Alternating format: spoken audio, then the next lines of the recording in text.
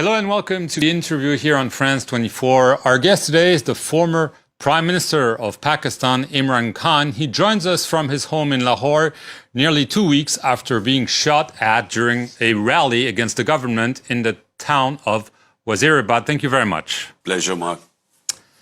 Mr. Khan, after the attack, the alleged gunman was arrested and confessed. He said that he had acted on his own and for religious reasons. But you believe the real culprits are the Prime Minister, Shehbaz Sharif, his Interior Minister, and a senior official of the Inter-Services Intelligence, the ISI. Nearly 2 weeks later, is this what you still vividly believe? Mark, look, 3.5 years I was the Prime Minister. The intelligence agencies worked under me. So I know how they operate. I know exactly what happened. I predicted this almost 6 weeks ago when they first accused me. A video film was made accusing me of blasphemy. And then it was picked up by these government spokesperson, by the government-controlled television.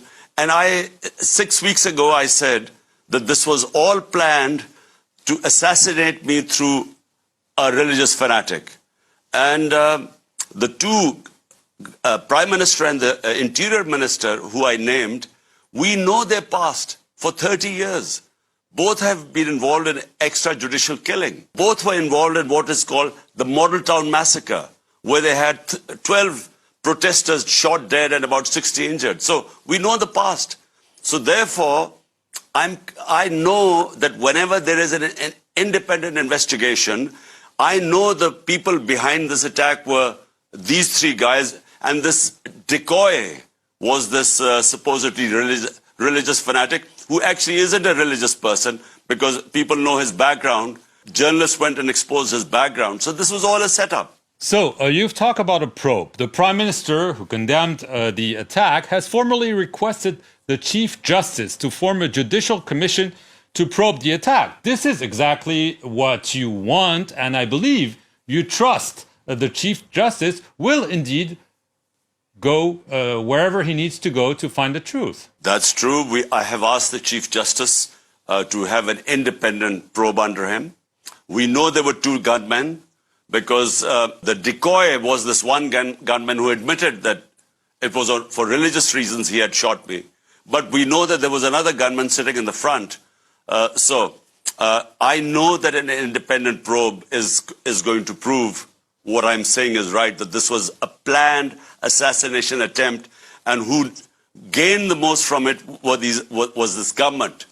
Because the parties, my party, since I have been ousted from power, it has grown.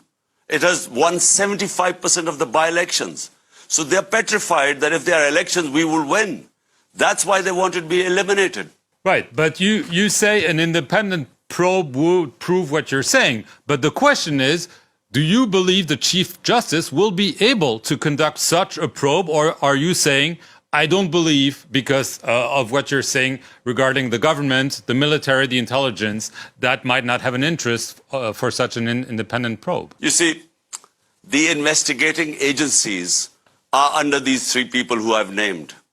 The Interior Minister, Prime Minister, and this intelligence agency officer. So under them, there is no question of me getting what I think is a proper investigation. Therefore, I've asked the Chief Justice, and he must form his own team. And he should pick his own team from various departments, intelligence agencies, and it should work under the Chief Justice. That's the only way there is a hope of me getting justice. Mr. Khan, a few weeks before the assassination attempt against you, the chief of the ISI, in a very unusual move, spoke to reporters. He made several attacks against your behavior as Prime Minister. Now, given what happened, do you think that this was a way to threaten you, and that this means there might be further attempts on your life? Well, firstly, Mark, the press conference which the head of the ISI did was very unadvisable.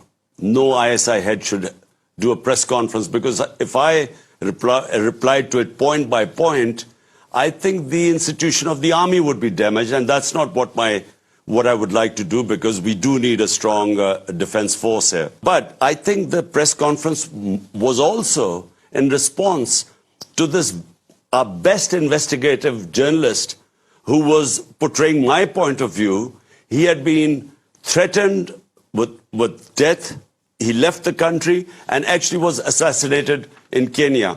And there was a big public backlash, and people pointed fingers at the establishment. And I think I felt that the press conference was more to placate the public opinion. Right. But again, now we're nearly 2 weeks after. I imagine you've beefed up your security. Do you feel under threat of assassination? Do you think that they will try again to do what they failed to achieve? Well, unfortunately, Mark, I do think that they could try again, because, the threat remains. Those people who wanted me eliminated, the reason why they want me to be eliminated is my party is by far the most popular party in Pakistan. We have won 75% of the by-elections, despite the government party, the ruling party, all the parties put together, backed by the establishment. Despite that, we have swept the by-elections, and the popularity has gone up. Basically because people do not want these criminals who are ruling Pakistan right now. 61% of the cabinet has corruption cases against them. So that's why I have massive public support. And I think they think that the only way to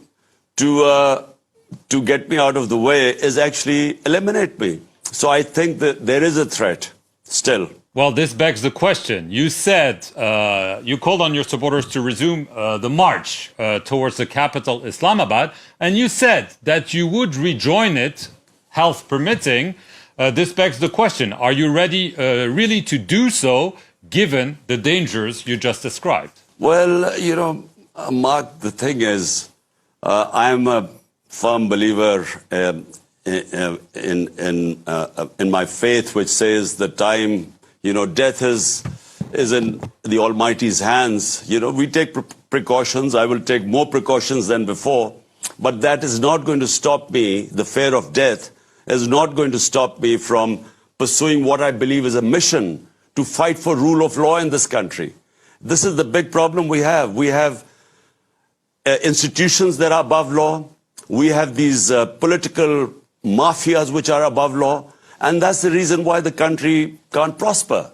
So this is 26 years ago I started my movement for justice and rule of law. And, the threat of being killed is not going to stop me from resuming this mission. You want immediate elections. The government says no. The polls are planned for October 2023. So by asking your supporters to march, aren't you maybe preparing the ground for violence? Some are even saying potential civil war in Pakistan. Look, Mark, I have been in politics for 26 years. Always I have remained within the Constitution. The Constitution gives me my right for peaceful protest. Our protests have always been peaceful. This march is going to be what our Constitution allows us to peacefully protest against what is going on in Pakistan right now, where a cabal of crooks have taken over the country. I repeat, 61% of them are on bail from corruption cases. And the worst is that our economy has tanked. We have the risk of default in Pakistan when I left was 5%. Today it is 75%. So the country is facing a looming economic crisis. All we want is to get out of this thing. These crises are free and fair elections. But the point is, personally, it doesn't matter to us whether the elections are right now in a year's time. We will win anyway, because no party has ever had this mass support which we have right now. But the point is the country cannot afford to go on as it is.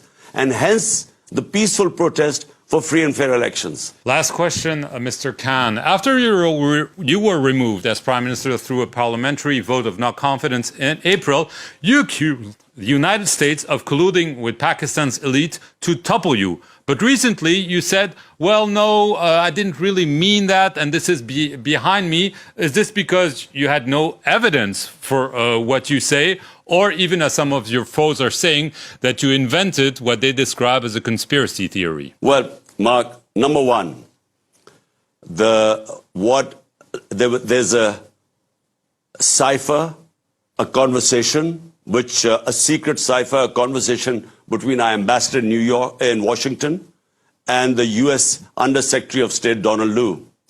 Now, according to that cipher, Donald Lu is telling our ambassador that unless you remove Imran Khan as the Prime Minister, there will be consequences for Pakistan, and remove him in a vote of no confidence. The next day, the vote of no confidence is tabled, and suddenly the government, which, by the way, was performing economically, we were performing best in 17 years. We had the best 6% economic growth rate. From there, our government was toppled. Now, what I actually said was that is behind me. I should not, just because my government was toppled by the US, I should not let that get in the way for what is in the interest of people of Pakistan. An interest of people of Pakistan is to have good relationship with all countries, but especially the US, which is a superpower.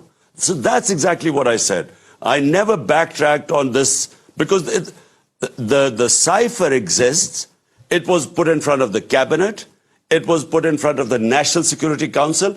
It is now with the Chief Justice, where we wanted him to hold an independent inquiry. So there was no question of backtracking on that. It was a question of moving on. I understand. Just as a last question, health-wise, when are you hoping to walk again? Well, Mark, I have 3 bullets taken out from my right leg. And the one that is bothering me is that one that has cracked my shin bone. And so I really can't put weight on my leg until that heals, which is about 4 weeks. Imran Khan, I want to thank you very much for appearing here on the France 24 interview from Lahore in Pakistan. Thank you very much for watching it.